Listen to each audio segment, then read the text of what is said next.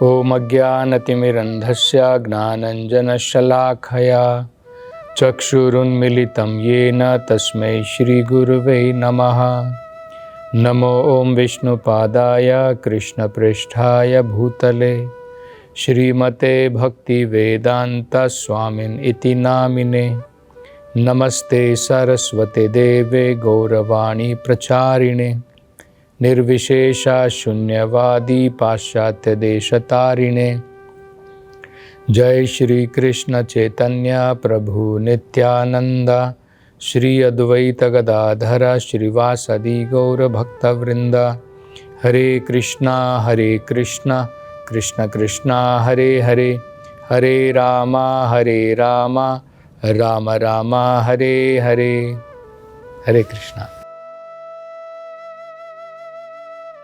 तो जो वो व्यस्क ब्राह्मण का बेटा था, जो एक प्रकार से नास्तिक था, ब्राह्मण के घर में उसने जन्म जरूर लिया था, लेकिन उसका भगवान के ऊपर विश्वास नहीं था। उसका क्या विचार था? उसका ये विचार था कि भगवान की जो विग्रह है वो केवल एक पत्थर की बनी है या फिर काठ की बनी है, लकड़ी की बनी है, और कि वो भगवान और भगवान की विग्रह में कोई अंतर नहीं है, उसको वो ज्ञान नहीं था और उतना विश्वास भी नहीं था। और भगवान सच में है, उनका अस्तित्व है, इस प्रकार से भी उसका विश्वास नहीं था। तो इसलिए उसने ये योजना बनाई थी कि मेरे पिताजी अगर झूठ भी बोल देंगे कि उन्हें कुछ याद नहीं है, उन्होंने क्या वचन दिया था, कोई फर्क नहीं पड़ेगा। क्योंकि वो सोच रहे थे अगर उनके पिताजी उनसे कहें, और उनके पिताजी ने उनसे ये पूछा भी था कि बेटा, मैंने भगवान गोपाल के सामने साक्षात जो है वचन दिया है और भगवान गोपाल उसके साक्षी हैं। तो उनका बेटा विचार कर रहा था और वो कहता है कि भगवान, आप कह रहे हैं कि गोपाल विग्रह के रूप में और वो साक्षी हैं, तो वो थोड़ी यहाँ पर आकर के इतनी दूर विग्रह चल कर के इधर थोड़ी आएगी जो है साक्षी बनने के लिए, और ना ही भगवान की मूर्ति जो है बोल सकती है, तो वो किस प्रकार से जो है साक्षी देंगे। इस प्रकार के विचार जो है इस ब्राह्मण के थे, ब्राह्मण के पुत्र के थे। इसलिए वो लाठी लेकर के आया, और जब ये युवक ब्राह्मण वहाँ पर आए थे उनके घर पर, तो उनको जोर से जो है फटकार करके इस ब्राह्मण के पुत्र ने, व्यस्क ब्राह्मण के पुत्र ने कहा कि तुम एक छोटे वामन के बराबर हो। एक वामन जो है, एक छोटा आदमी, वो इतने दूर जो चंद्र का जो चंद्र है उसको कैसे पकड़ सकता है? तो इसी प्रकार से तुम मूर्ख हो जो तुम सोच रहे हो कि तुम इतनी छोटी जाति के हो और तुम हमारी जैसी बड़ी जाति के लोगों की जो है उनकी पुत्री से विवाह करना चाहते हो, मेरी बहन से तुम विवाह करना चाहते हो। ये संभव नहीं है। तो जब इस प्रकार से इस युवक ब्राह्मण ने देखा कि ब्राह्मण का बेटा जो है हाथ में छड़ी लेकर के इस प्रकार से क्रोधित होकर के बोल रहा है, तो तुरंत वो वहाँ से निकल गए। लेकिन अगले दिन उन्होंने गांव के सभी लोगों को एकत्र किया, और एकत्र करने के बाद में उन्होंने अपनी व्यथा बताई। उन्होंने कहा कि हे श्रीमान लोगों, मेरी कोई इच्छा नहीं थी और अभी भी मेरी कोई इच्छा नहीं है कि मैं वो जो ज्येष्ठ ब्राह्मण है उसकी पुत्री से मैं विवाह करना चाहता हूं, लेकिन मैं केवल इतना सोच रहा हूं कि इस ब्राह्मण ने अगर अपना वचन नहीं निभाया तो अनेकों प्रकार के पाप कर्मों का भागी बनेगा। वो एक अपराधी होगा भगवान के प्रति। जो भगवान के मंदिर में भगवान की साक्षात विग्रह के सामने जो वचन उन्होंने दिया है, अगर उन्होंने वो पूर्ण नहीं किया तो उन्होंने सारी कथा लोगों को बताई कि किस प्रकार से ये वयस्क ब्राह्मण उनसे बड़े प्रसन्न हुए, और उनके बहुत बार कहने के बाद भी कि नहीं उनकी बड़ी जाति है, मेरी छोटी जाति है, ऐसा संभव नहीं हो पाएगा, तुम अपने वचन को पूर्ण नहीं कर पाओगे। लेकिन फिर भी उन्होंने नहीं सुना और उन्होंने भगवान के सामने ये वचन दिया। तो ये सारे जो व्यक्ति वहाँ पर वयस्क लोग, जो एल्डरली लोग एकत्र हुए थे, सबने उस वयस्क ब्राह्मण को बुलाया और वहाँ पर उनसे ये प्रश्न किया कि ये जो युवक ब्राह्मण है ये कह रहा है कि तुम जब तीर्थ यात्रा पर इनके साथ में गए थे तो तुम अत्यंत प्रसन्न होकर के तुमने जो है ये एक प्रकार से अपनी तरफ से कहा था, विचार प्रकट किया था, वचन दिया था भगवान के सामने कि अपनी पुत्री को वर वधू के रूप में विवाह करके तुम इनको सौंप दोगे। क्या ये सही है? तो जैसा उनकी योजना बनाई गई थी, तो इस वयस्क ब्राह्मण ने कह दिया कि हे सज्जनों, मुझे ऐसा कुछ याद नहीं है कि मैंने ऐसा कुछ वचन दिया था। और जैसे ही इसने इस प्रकार से कहा, तुरंत इसका बेटा जो है वहाँ पर अपने वाक चातुर्य के द्वारा, अपने शब्दों के द्वारा उसने जो है अनेकों प्रकार से अपना मत प्रकट किया। उसने कहा, हे सज्जनों, मेरी बात सुनो, ये जो ब्राह्मण है, युवा ब्राह्मण, मेरे पिता के साथ में ये जो है दोनों तीर्थ यात्रा पर गए थे और इनके साथ में और कोई भी नहीं था, और मेरे पिता के पास में अनेकों बहुमूल्य पदार्थ थे, अनेकों प्रकार के बहुमूल्य आभूषण थे, धन था, और उसके लालच में आकर के इस युवक ब्राह्मण ने मेरे पिता को एक पदार्थ दिया जिसे धतूरा कहते हैं। और धतूरा को खाने के पश्चात जब मेरे पिताजी बेहोश हो गए तो सारा धन इसने चुरा लिया, और धन चुराने के बाद में जब मेरे पिता को होश आया तो उसने कह दिया कि कोई चोर आया था और सारे धन को चुरा करके ले गया।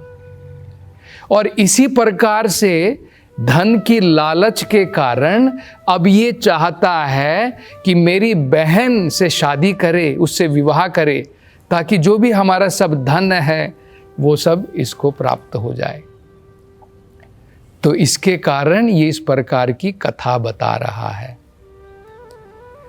तो जब इस प्रकार से कहा, तब जो है इस युवक ब्राह्मण ने फिर दोबारा जो है इन सज्जनों से, जो वहाँ पर लोग एकत्र हुए थे, उनसे निवेदन किया।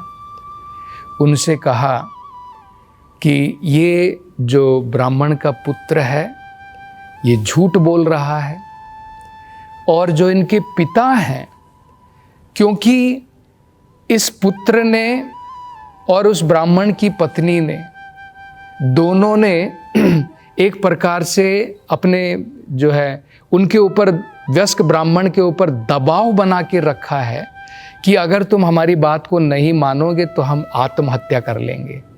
इसके कारण वो भी झूठ बोल रहे हैं।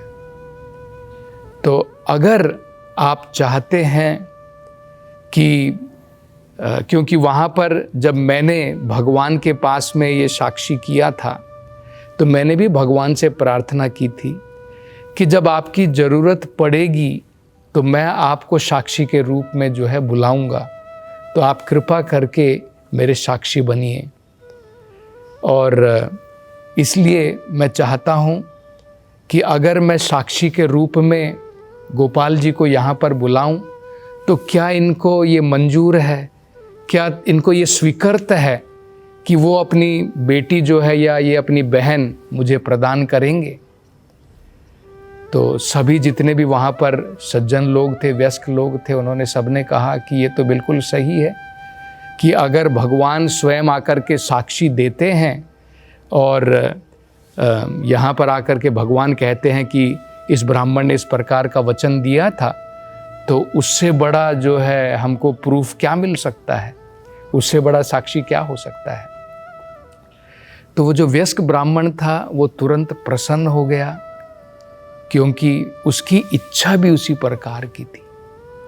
वो तो चाहता था, केवल अपने पुत्र के दबाव में, अपने परिवार के दबाव में आने के कारण उसने इस प्रकार का जो है झूठ वहाँ पर बोला। अन्यथा उसकी इच्छा तो अपनी पुत्री को जो है उस श्रेष्ठ युवक ब्राह्मण को प्रदान करने की ही थी।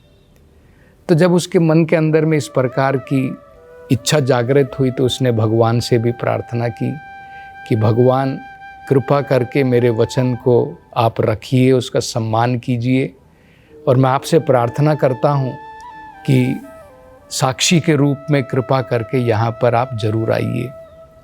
और उसने तुरंत वहाँ पे घोषणा की कि हाँ, अगर भगवान यहाँ पर साक्षी के रूप में आते हैं तो मैं अपनी पुत्री को जो है इस ब्राह्मण को प्रदान कर दूंगा।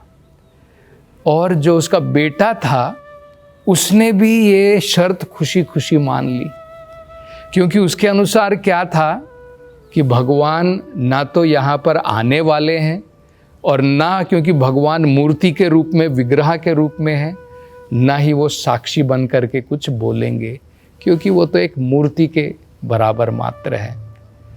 तो उसकी बुद्धि इस प्रकार की थी।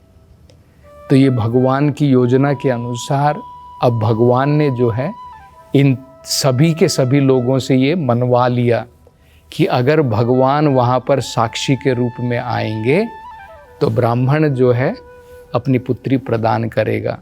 तो सभी ग्रामवासियों ने लिखित रूप में उस वयस्क ब्राह्मण से और उसके पुत्र से ये ले लिया कि अगर स्वयं गोपाल जी वृंदावन से यहाँ पर आएंगे और साक्षी के रूप में जो है यहाँ पर सबको बताएंगे कि इस प्रकार का वचन इन्होंने दिया है, तो ज़रूर जो है अब अपनी पुत्री उनको सौंप देंगे। ये वचन के रूप में जो है लिखित रूप में हस्ताक्षर के साथ में ले लिया।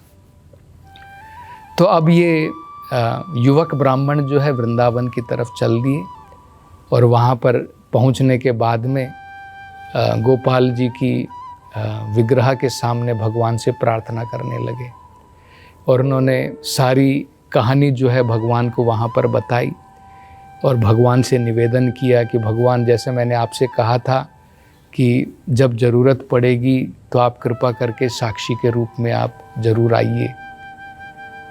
तो भगवान ने जो है उस ब्राह्मण से कहा कि भला तुमने कभी सुना है कि मूर्ति बोलती है साक्षी के रूप में, या फिर मूर्ति जो है चल करके इतनी दूर आती है?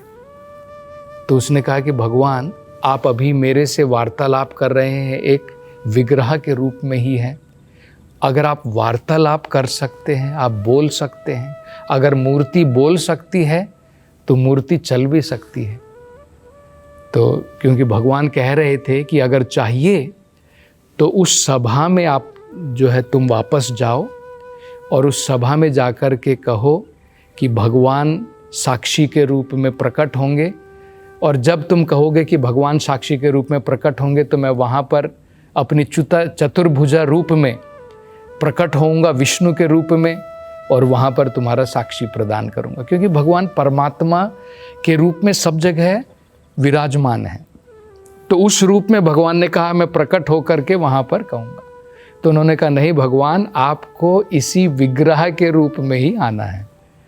तब भगवान जो है मान गए और भगवान ने कहा कि ठीक है, लेकिन एक शर्त है कि तुम आगे आगे चलोगे और मैं पीछे पीछे चलूँगा। और मेरे पग में जो नुपुर है, जो एंकल बेल है, उसकी आवाज़ जब तक तुम्हें सुनती रहेगी तो तुम्हें जो है कोई संदेह नहीं होना चाहिए कि मैं तुम्हारे साथ में हूँ, तुम्हारे पीछे ही हूँ। तो तुम पीछे मुड़ कर के बिल्कुल नहीं देखना।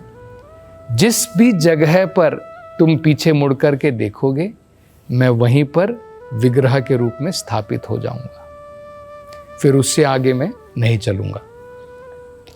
और दिन प्रतिदिन तुम 1 किलो जो है चावल लेकर के उसका भोग मुझे जो है इस प्रकार से चढ़ाना और मेरी सेवा करते रहना। तो वो युवक ब्राह्मण जो है प्रसन्न हो गया और भगवान को जो है आगे आगे अपने गांव की तरफ लेकर के चलने लगा।